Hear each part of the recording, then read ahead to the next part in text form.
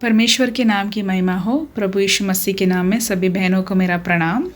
आज हम आगे का कंटिन्यूएशन देखेंगे। हम यूसुफ के चरित्र के बारे में सीख रहे हैं। कल तक हमने ऐसा देखा कि यूसुफ को जब यूसुफ जेल में पड़े थे तो दो हाकिम उनके साथ वहाँ डाले गए और इन दोनों हाकिमों को एक एक सपना आता है एक ही प्रकार के, और यूसुफ उन्हें समझा के देते हैं और वैसा ही उनके साथ होता भी है। और यूसुफ उनसे कहते हैं कि मुझे ज़रूर याद रखना, पर जो पिलानेहारों का प्रधान जो बच जाते हैं वो भूल जाते हैं बाहर निकल कर कि ऐसा एक व्यक्ति थे उस बंदी गृह में जिनका नाम यूसुफ था और उन्होंने उन्हें बचाया था, उन्हें मुझे भी बचाना है, ये बात वो भूल जाते हैं।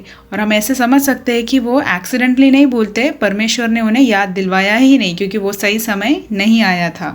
और हम ऐसे देख सकते हैं कि इस इंसिडेंट के बाद आगे के 2 वर्ष यूसुफ बंदीगृह में ही पड़े रहते हैं।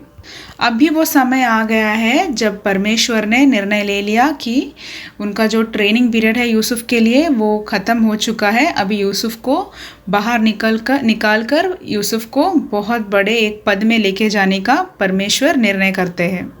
अब हम देखते हैं कि ये होता कैसा है। परमेश्वर मिस्र देश के सबसे प्रधान व्यक्ति यानी वहाँ के राजा फ़ारो का इस्तेमाल करते हैं यूसुफ को ऊंचा करने में। और ये कैसे किया जाता है? फ़ारो को परमेश्वर 2 स्वप्न देते हैं एक ही प्रकार के, और फ़ारो को ये स्वप्न इतना स्पष्ट तरीके से उनके दिमाग में ये रहता है कि उन्हें बेचैनी होती है इसका अर्थ समझने के लिए, इसलिए वो भविष्यवाणी करने वालों को बुलाते हैं, पर कोई भी उसका अर्थ नहीं समझा सकते। और हम तभी देखते हैं कि तभी वो पिलानेहारों का प्रधान उन्हें याद आता है कि जब वो बंदीगृह में पड़े थे तो यूसुफ नाम के एक लड़के ने उन्हें उनका स्वप्न समझाया था और वो वैसे ही हुआ था। तो यूसुफ को तैयार कर कर फ़ारो के सामने लाया गया है और फ़ारो को अच्छी तरह से यूसुफ उनका जो स्वप्न होता है वो अच्छी तरह समझाते हैं और उससे बहुत खुश हो जाते हैं फ़ारो और उनके सभी प्रधान। और हम देखते हैं कि फ़ारो और उनके प्रधान इतने खुश हो जाते हैं कि वो बहुत सारा प्यार और सम्मान देते हैं यूसुफ को, और यूसुफ को ही अगला प्रधानमंत्री वो लोग चुनते हैं। और सारे जितने भी अभी निर्णय लिए जाएंगे मिस्र देश में, सब भी निर्णय यूसुफ के द्वारा ही बनाई जाएगी। और सिर्फ उनके जो सिंहासन है वहाँ पे फ़ारो बैठेंगे, वरना पूरा देश का जो नियंत्रण है वो अभी यूसुफ के हाथ में था।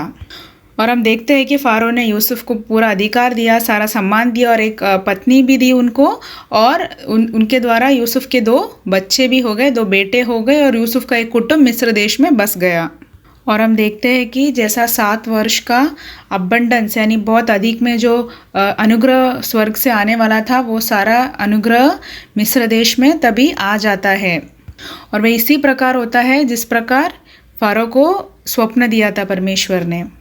और हम देखते हैं कि यूसुफ अपना कार्यक्रम शुरू करते हैं। वो पूरे देश में निकलकर एक अधिकारी के समान वो सारा देश को अच्छी तरह नियंत्रण करते हैं, सारे उपज को वो संभाल के रखते हैं, और उनके इस काम के लिए फ़ारो और सारे मिस्र देश के लोग उनको बहुत ज़्यादा सम्मान करते हैं। और हम देखते हैं कि उस 7 साल के बाद, इस 7 साल के बहुत अधिक उपज के बाद, यानी कि उस समृद्धि के बाद 7 साल का अकाल आता है उस देश में। वो अकाल कोई मामूली अकाल नहीं है, बहुत भयंकर अकाल होती है और वो सारे दुनिया में फैली हुई होती है। पर मिस्र देश में इतना सारा उपज होता है कि वो सारी दुनिया को उस वक़्त खिला पाए। और इसी दौरान हम देखते हैं कि यूसुफ के भाईजन वहाँ पहुँच जाते हैं और यूसुफ उन्हें पहचान लेते हैं, पर यूसुफ को वो लोग नहीं पहचान पाते। तो यूसुफ को वो बचपन का स्वप्न याद आता है। जब उनके भाई उनके पास आकर झुकते हैं तो वही स्वप्न आज पूरा हो रहा है। और जब उनसे यूसुफ ऐसा बर्ताव करते हैं जैसे कि यूसुफ उन्हें नहीं पहचानते और थोड़ा कठोर बनने का वो नाटक करते हैं, जबकि उनके मन में अपने भाइयों के लिए प्रेम भरा हुआ था। तो उन्होंने अपने छोटे भाई बिन्यामीन को देखने के इच्छा से सिमियोन को अपने पास रखवा लेते हैं और बाकी लोगों को भेज देते हैं अपने पिता के पास बिन्यामीन को लेकर आने के लिए। और हम देखते हैं कि यूसुफ ने उन्हें तभी बताया नहीं था कि वो उनके भाई है। फिर भी यूसुफ ने अपने भाइयों के लिए यात्रा में खाने के लिए सारे वस्तु दिए और उनको अनाज दिया, और अनाज के अंदर जो पैसे वो लोग लेकर आए थे वो भी उनको वापस करके घर भेज देते अपने पिता और उनके घर वालों को खिलाने के लिए। और याकूब के बेटे जब याकूब के घर पे पहुंचते हैं तो सारी कहानी सुनकर याकूब बड़ा बेचैन हो जाते, उन्हें काफ़ी दुख हो जाता है। पर हम चैप्टर 42 में लास्ट में देखते हैं रूबेन को इस तरह कहते हुए कि अगर मैं बिन्यामीन को नहीं लेके आए तो आप मेरे दोनों पुत्रों को मार दीजिए। तो हमने जो ये चैप्टर 41 एंड 42 को देखा है, इसमें से अभी हमने क्या क्या समझा उसे हम देखेंगे। और चैप्टर 41 में हमें ऐसा दिखता है कि यूसुफ की ज़िंदगी में जो संक्रमण है, यानी जो ट्रांजिशन है इतने दर्द और इतने दुख के बाद, वो चैप्टर 41 से स्टार्ट हो जाता है।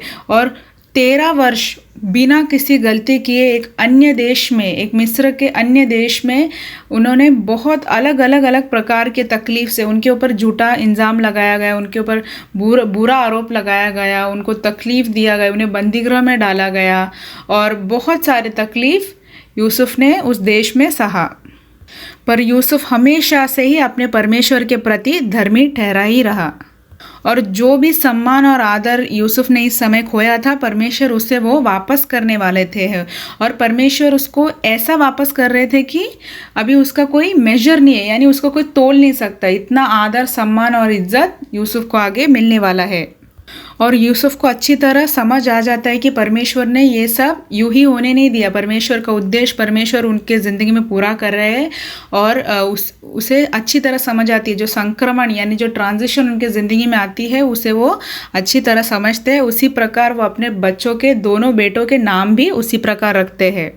और हम देखते हैं कि यूसुफ ने अपने पहले बेटे मनेशा का नाम इस तरह, उसका अर्थ बनता है कि परमेश्वर ने मुझसे मेरे सारे क्लेश और मेरे पिता के सारे घराने को भुला दिया है। और उन्होंने अपने दूसरे बेटे का नाम एफ्रेम रखा, जिसका मतलब है कि मुझे दुख भोगने के देश में परमेश्वर ने फलवंत किया है। हम देखते हैं कि उसी प्रकार सारी चीज़ें यूसुफ की ज़िंदगी में होती है। और हम ऐसा भी देख सकते हैं कि सारी दुनिया के सारे देश के लोग यूसुफ के पास उपज के लिए आते हैं, अनाज के लिए आते हैं, और परमेश्वर ये सारी चीज़ें यूसुफ के ज़िंदगी में होने देते हैं। दुनिया में ये सारी चीज़ें एक जन के लिए, एक इंसान के लिए तभी परमेश्वर कर रहे होते हैं, वो है यूसुफ को सम्मान देने के लिए। और हम जानते हैं कि जब यूसुफ ने अपने भाइयों को देखा, उनका मन उनके लिए कितना खुश हुआ। और यूसुफ चाहते तो अपने भाइयों को अपने पास और रख सकते थे, और हमने ऐसा देखा है, ऐसा पढ़ा है कि 3 दिन वो साथ में रखते हैं, पर उन्हें अपने घर वालों की चिंता होती है। याकूब और बेन्यामीन की चिंता होती है और उनके सारे घरानों की चिंता होती है, इसलिए अपने भाइयों को यूसुफ उनके घर में जाने देते हैं। सिर्फ बेन्यामीन को वापस लेके आने के लिए सिमियोन को अपने पास रखते हैं। पर हम देख सकते हैं कि उन्होंने कभी भी अपने भाइयों को बिल्कुल भी तकलीफ़ नहीं दी जब वो दोबारा उनसे मिले, और अच्छी तरह अपने भाइयों के साथ उन्होंने बेहतरीन तरीके से व्यवहार किया। और अब वो वक्त है जब यूसुफ अपने भाइयों से बदला ले सकता है। उसके पास सारा अधिकार है, सारा कारण है बदला लेने का, और उसके मन में उसके भाइयों ने जो उससे किया था उसका दर्द बहुत ज़्यादा होगा। पर परमेश्वर ने उसकी सहायता की इतने साल, परमेश्वर ने उसे यहाँ तक पहुँचाया। तो जब उसे पता चला, जब यूसुफ को ये एहसास हुआ कि मेरी आज तक की जो कहानी है वो परमेश्वर ने रची है, ये सब परमेश्वर ने होने दिया है, जब ये एहसास यूसुफ को हुआ तो उन्हें अपने भाइयों के प्रति कोई क्रोध महसूस हुआ ही नहीं, बल्कि जैसे पहले प्यार करते थे उसी तरह अभी भी वो उनसे प्यार कर रहे थे। तो हम भी जब अपने मसीह ज़िंदगी में ऊंच नीच और बहुत सारा दुख दर्द देखते हैं तो हमें इतना ज़रूर याद रखना है कि ये हमारे ज़िंदगी में परमेश्वर की अनुमति से ही हो रहा है, और जो भी होगा अंत में जाके हमारे भलाई के लिए ही होगा। और हम सबसे बड़ी चीज़ इन दोनों चैप्टर्स में ऐसा देखते हैं कि यूसुफ के भाई यूसुफ के सामने इस बात को मन खोल कर बता रहे, जबकि उन्हें लग रहा है कि यूसुफ को समझ नहीं आ रही, क्योंकि यूसुफ मिस्र देश में है, पर यूसुफ को समझ में आ रहा था। यूसुफ के भाई आपस में कह रहे थे कि हमने जो हमारे भाई के प्रति जो क्रोध किया, उसकी जो तड़प हमने अनदेखा किया, उसी के वजह से आज ये अकाल और ये दर्द और ये दुख हमारे ज़िंदगी में है। वो लोग एक दूसरे को वो कहते हुए यूसुफ सुनते हैं और यूसुफ के कानों में वो बात सुनाई देती है। तो हम ये बात ज़रूर दिमाग में रखें कि जब भी हमारे खिलाफ कोई व्यक्ति किसी प्रकार का व्यवहार करते हैं तो परमेश्वर उस व्यक्ति को ज़रूर एहसास दिलाएंगे कि उस व्यक्ति ने हमारे खिलाफ ऐसा किया है जो उन्हें नहीं करना चाहिए था। और हम यहाँ पर यीशु मसीह के साथ यूसुफ को रिजेंबल कर सकते हैं, क्योंकि हम एक बहुत इम्पॉर्टेंट जो चीज़ यहाँ पे समझ सकते हैं वो ऐसा है कि परमेश्वर ने यूसुफ को एक अन्य देश में भेजा। वहाँ पे उन्होंने काफ़ी तकलीफ़ सही, पर उनको परमेश्वर ने एक ऐसा दर्जा दिया जहाँ पे वो एक अधिकार वाले पोजीशन में आ जाते हैं और सारी दुनिया के लोगों के लिए वो अनाज का अरेंजमेंट करते हैं। और जब अकाल आती है दुनिया में तो सभी लोगों को बचाने का एक ज़रिया बन जाते हैं यूसुफ। उसी प्रकार परमेश्वर ने इस धरती पे अपने इकलौते पुत्र को भेजा।